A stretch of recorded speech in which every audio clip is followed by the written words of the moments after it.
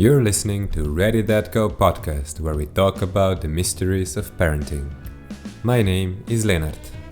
And my name is Demian. Among other things, we explore books on parenting and discuss the chapters on this podcast. Join us on our journey as we attempt to incorporate our new knowledge into everyday fatherhood.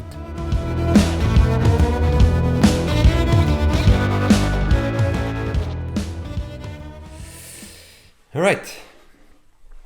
Hi everyone, welcome to the second episode of Ready That Go podcast. We have a name now. It's a podcast where we talk about fatherhood, but basically we read parenting books together and discuss what we read, record our process of learning, and the main goal is to maybe inspire someone to join us and do something about the way he deals with parenting. We are going to talk today about chapter 1 of the book called Parenting's Inside Out. Title of the chapter is How We Remember. Experience shapes who we are. So basically this chapter, I really love this chapter. It's really amazing how nicely explained it is. It talks about how memory is created, how it defines us, and how it affects our life. And pretty much what it says is that experiences are the ones that shape our brain. What that means is experience fire up neurons in our brains that create new connections, which pretty much means that it changes or develops the structure of our brain.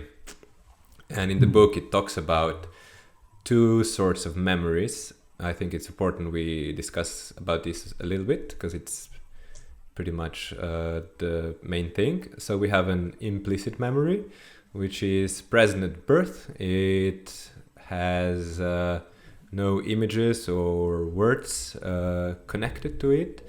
So it's pretty much behavioral, emotional, perceptual, bodily sensations. So this is the early memory from birth till year and a half, and of course through all of our life there's always implicit memory. And then there is the explicit memory. But it's the dominant memory from birth till year and a half. Yeah, it's the dominant memory. We have no other memory in that period, right? And then when you're a year and a half old and upwards, the explicit memory starts to form, which is pretty much memory that includes, that's how I understand it. It's not exactly how he describes it. It's much more technical and into details in the book. Memory that includes words and images, the awareness of self, and I think later on it's also called autobiographical, when a sense of self and time is included as well. Yeah. Why this is important is because the implicit memory has no sense of recollecting. So throughout your life, you will recollect your implicit memories on a daily basis, but you're not aware of it. What that means is you will start to experience bodily sensation or emotional sensations that are a memory, but you're not aware of it, right? With explicit memory, you're always aware of recollecting, right? There are images, there are words, there is time frame, there is something. But with implicit memories, it just happens, right? You're not aware of it. You don't affect it. It just happens. And why is this important in parenting? Well, because any unresolved issues or traumatic experiences in our past can become triggered when you are faced with similar situations, right? I think that's how he explains even when neurons fires. For example, he explains this, he has this case in the book. If you get bitten by a dog where there is a fireworks display, those two memories will get connected, right? And then in the future, you will be scared of fireworks to get bitten by a dog or a when it's a dog present, there is a connections, right? He says that Yeah. when neurons fire together, they wire together, right? They create a connection between each other, right? Yeah. And this is important in parenting because when faced with a situation that it's unawarely similar to the one you experienced in your early childhood or any time in your life, you can react, or your body can react based on that memory, and you are not aware, and then you can get impatient about your kid getting angry, you can get hostile towards your child's vulnerability, or there's all sorts of things you react to that are actually reaction to your bodily, to your implicit memory, not exactly towards your child, right? And you don't know why you act the way you act. Exactly, yeah. Yeah. And I think what he talks about here is to then talk about these memories or find words for it or images for it. It's very, very, very important in lives of parents. And he describes 2 cases that will explain this even better. So maybe Damon, if you'll talk about this. Yeah. So Mary Hartzell talks about an experience of hers. She takes her 2 children shopping for shoes. And every time she takes them shopping, it turns into quite a horrific experience for her. Pricing, choosing the right shoes. She spends ages saying, are you sure this is the right shoe for you? And her children get so frustrated with her mother taking her shoe shopping that in the end, they just say, well, Mom, you just choose the shoes. It's okay. And she can't understand why it turns into such a traumatic experience every time. And one day, on one of these trips, one of her children say, or on their way home from school, one of their children say, Mom, did you not enjoy getting shoes when you were a kid? And her reaction was, no, I didn't. And because that question was asked, she could finally remember what it was like when she was a kid and when she went shopping. And she was one of 9 children. So when she went shopping with her mom, her mother was always looking for the cheapest bargain. So they would always go on sale day when shops were extremely busy. She also had a very standard shoe size and a standard foot. So her size was almost never available. And so she could never find the shoe she wanted. And then her sister, who had a very, very thin foot, or like a unique size foot, always got the shoe that she wanted. And so this was her experience. And then she would get worried about her mother's reaction. And her mother would be so flustered and looking for the cheapest deal. And it became quite an emotional, negative experience. And up until that point, she wasn't able to integrate and she wasn't able to understand why her own experience of taking her children to shop for shoes worked out. So that's one example of implicit memory where she didn't know why, and it took her a while to figure out what was the cause of these traumatic shopping experiences. Then Daniel Siegel goes into his own experience, an example of his experience, and his is a lot deeper. Not deeper, more traumatic, I suppose, in the sense that he's got an infant son, and every time his son starts to cry, he doesn't know how to deal with it. He's like fight or flight almost. He just wants to leave the room. He can't handle it. He gets so emotional about it. He gets into a complete state, and he doesn't understand why. And firstly, he thinks maybe it must be a really early childhood memory. Maybe he was left to cry for long periods of time.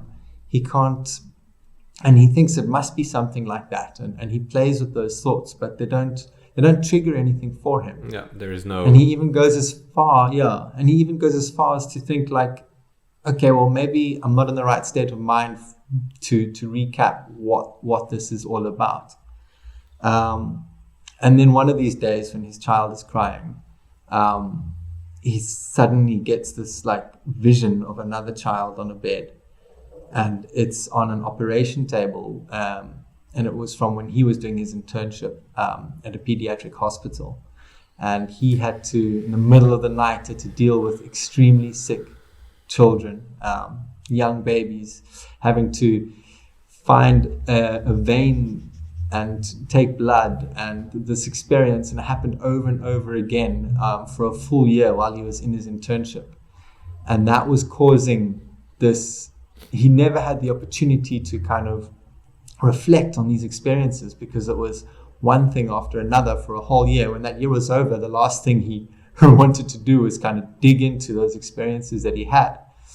And he moved on with his life. And only when he had his child and he was faced with this crying infant did it all come flooding back.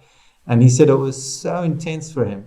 And I can't relate in my own personal experiences, but I can understand how something like that can happen. And it makes me wonder, like, what implicit memories I have on a micro scale, and how they can affect my relationship with my son and with others as well. It's incredible. It's very incredible. And it's kind of scientifically proven as well. Like, it's not kind of wishy-washy stuff, which I keep repeating, but No, I really love the way it's explained, because even at the end of the chapter there is a science part of the chapter, right, that goes even into more detail about how this all works. And I really recommend reading it, because it's nicely written and it can be easily read and understood. Yeah. What I also like about that story is what he did with it, right? Once he came in touch with the memories from his internship, he started talking about it with his friends, and he started writing about it. And I think that's what he says is an important part. And even the exercises in this chapter are try to write the bodily sensations or the experiences, emotions, anything you experience is that. Yeah.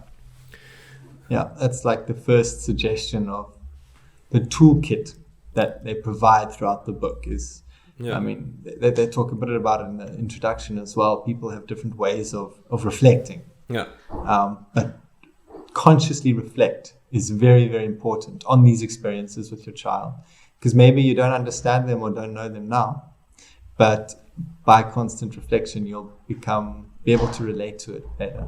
Yeah. A good example, personal example, is I've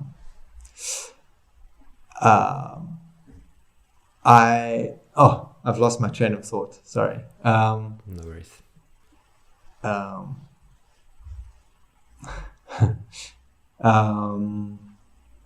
don't know where I was now. No. Sorry. Yeah, do you want to jump in? No, it's just like you said, if you don't reflect on these experiences or sensations, and you just take them as they go and just live by it, it's almost like you're living on autopilot, right? You have no control over your reactions or over your relationship with your child. And that's problematic, because you're a role model, and with your own behavior you directly affect the biology of your child and how his brain is going to shape, right? So if you don't reflect on your own emotions, for example, you get really frightened or unpleasant when your child is vulnerable and he cries, and you just can't deal with it, you will suppress that vulnerability in your child and not give him coping mechanism to deal with it, right? You will teach him how to suppress these emotions. So it's important that we talk about it and think about it. And I really love how he concluded his thoughts. I mean, in the scientific parts, is that experiences are biology, right? That there is that it shouldn't be compared nurture versus nature, genetics versus, because experience is what it shapes our brain. And you affect the biology of your child so much that he says that even parents who adopted children should be called biological parents, because they affect the biology of their kids so much. And I just think that is really, really important and nice. Yeah, it's beautiful too. Yeah. I mean, I thought a lot about my own sensations that I experience as a dad, tried to figure out if there are any things that trigger me, and there is quite a lot actually that happens just in everyday life, and I get way more emotionally invested in my responses than I should. And for example, one of them is I'm not really good with dealing with my daughter's anger, right? I get really a lot of tightness in my chest, and I have this anger flowing through my body, and I really have to work hard to keep myself calm and just breathe it out, because I know it has nothing to do with her. She's a kid. She has every right to be angry. I mean, anger is just another emotion. But my dad was a really angry man, and all his emotions were expressed through anger, and he would always have a very rough approach to us. That's just the way he was. I'm not blaming him, but I can see now today that how quickly I became irritated, or I get tightness to my voice when I try to be kind. And it's funny because my wife noticed that even better than I do. I have a feeling I have it under control, but if my wife notices, then my daughter notices as well, right? So for sure. So that's one of the things that I know, that my body reacts to an emotion of my child that I wasn't allowed to express as myself when I was a kid, right? Because my anger would invoke my father's anger, and there will always be clashes and stuff. So that's interesting. And the other one that I thought about a lot is it's also connected to my father, because he has a very strong imaginary world. Not imaginary, he floats away a lot, right? When you talk with him, he floats away a lot.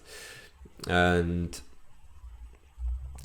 as a kid, that's difficult in many ways, because you are left by yourself when you're explaining things. You're a lot of times overlooked, not felt. You don't have the connections, and that's something I deal with most of the time with my daughter, because I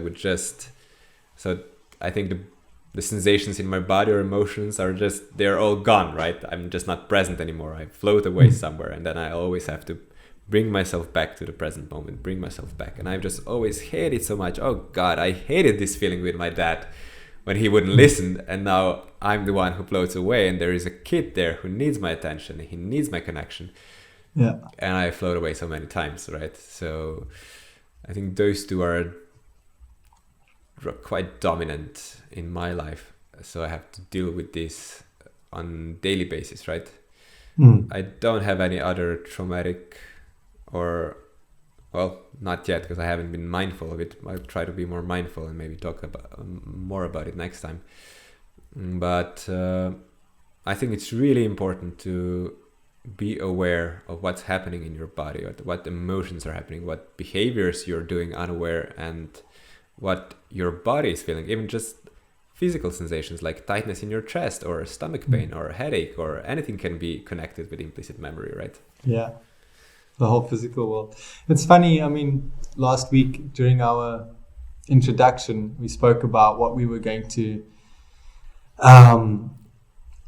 adapt or work on in the coming week, and that was the think before you act. Yeah. And it ties very nicely with this chapter where even if you do think about what you're feeling before you act, if it's an implicit memory, you might not understand it. Yeah. You might become aware of it, and it might not be an implicit memory. It might just be a reaction to just the way you're feeling right now, you know. But it does tend to kind of lead back to that.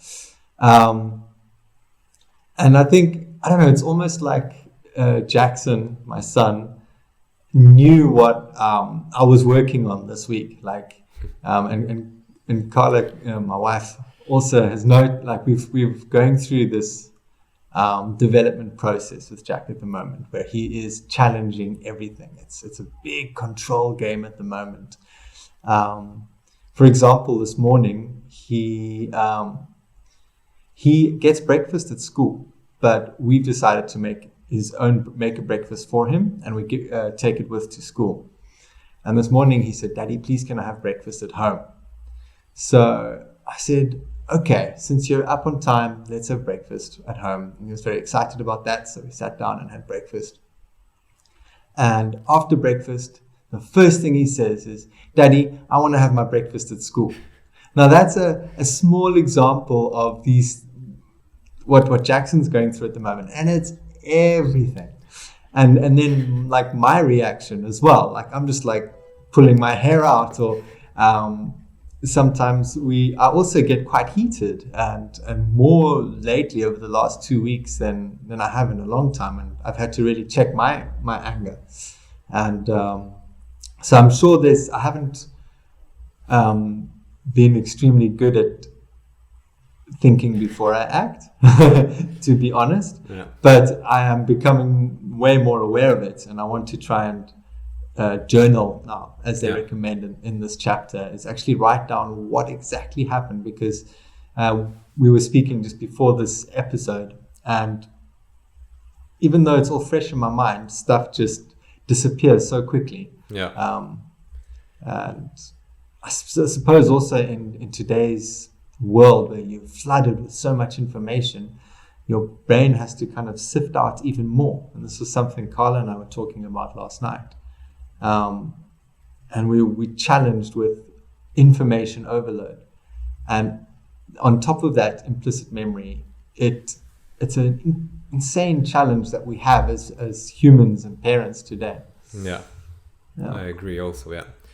I also think one thing is to become aware of it, and then the next step is do something with it, right? It's not enough just to be aware of it, right? So I'm really curious about writing down and see what happens. Just make it even more, because the goal is to make implicit explicit, right? To give, that's the goal.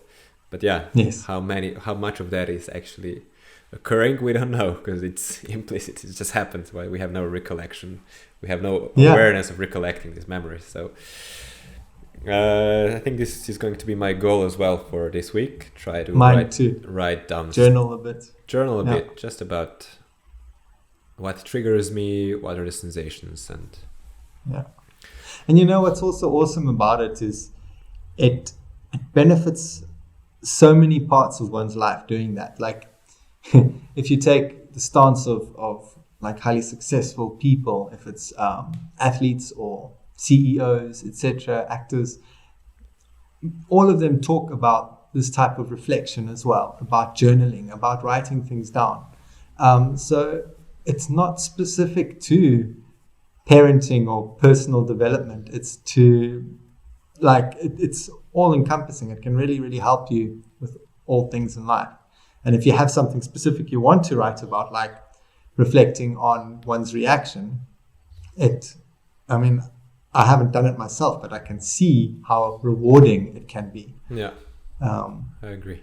I'm actually quite excited about it. Me too. It takes the discipline to do it, and put it in your diary, and just every day spend 5 minutes is better than no minutes. So exactly. That's really what I'm going to focus on this week. Yeah. All right. I think that's it for today. Thank you, Leonard. Thank you, Demian. And I invite everyone who's listening to grab the book called Parenting Inside Out. It's really nicely written, really interesting. And in the following week, we'll be reading chapter 2, and we'll discuss it next week. Yeah. It's parenting from the inside out, is it not? Parenting from the inside out. I apologize. No worries. Yeah, absolutely. And also, thanks, Leonard, for this challenge. And I feel the rewards of just sharing this podcast already. So it's good. All right. And thanks to the listeners. Thank you. Bye-bye. Okay, cheers.